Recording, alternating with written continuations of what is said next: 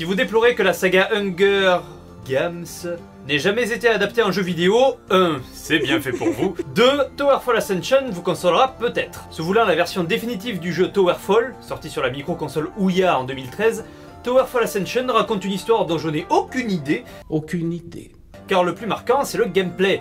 On incarne un petit archer pixelisé dont la mission est de tirer sur tout ce qui bouge. Oh mon dieu, mais tout bouge ici! Que ce soit les monstres du mode solo ou les autres joueurs du mode versus. Et dans un mode comme dans l'autre, ça peut se jouer rien qu'à la chance. Dans le mode versus, que le jeu semble vous supplier de faire en priorité puisqu'au démarrage il est sélectionné en premier. Joue-moi, joue-moi, joue-moi! Joue-moi! Vous et vos potes vous entretuez jusqu'à ce qu'un seul reste vivant. Tu le sens là, le côté Hunger Games?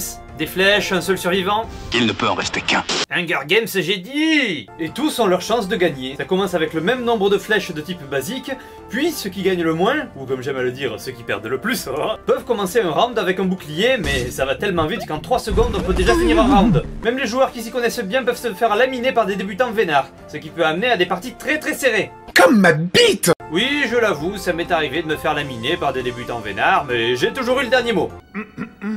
Ok, bon, 9 fois sur 10. Dans le mode quête, jouable en solo ou à plusieurs, vous restez dans une salle à dézinguer monstre après monstre, de plus en plus coriaces, des bouboules à qu'un œil aux archers qui sont meilleurs que vous, tout en passant par ces foutus machins qui te tirent au-dessus dès qu'ils te voient et qui lancent 4 flèches quand tu les tues. Et ce sont pas les pires, croyez-moi. J'espère que vous avez suivi. Et cette musique de Game Over, déprimante au possible, placée à côté de celle du premier Zelda. Mais qui a pu composer une musique pareille? Ah! Va dans les trous! Va dans les trous! 2 niveaux de difficulté sont proposés, normal et hardcore. Finir un monde en normal vous donne un crâne gris et en mode hardcore un crâne rouge. Je t'ai pas sonné! Il y a un moyen de gagner des crânes dorés si on réussit à finir un niveau en hardcore sans perdre un seul point de vie. Alors autant le premier c'est plutôt faisable, autant le deuxième c'est plutôt dur, et le troisième c'est simple, j'ai jamais réussi. Et je sais que le jeu ne m'a pas dévoilé tous ses secrets puisque je n'ai pas acheté l'expansion Dark World et qu'elle n'est jamais en promo sur Steam ou alors de très peu. Cela dit, mon anniversaire c'est le 10 juillet. Enfin, c'était, mais bon, ça vous empêche pas de mettre des sous de côté pour éventuellement me... Je n'ai rien dit.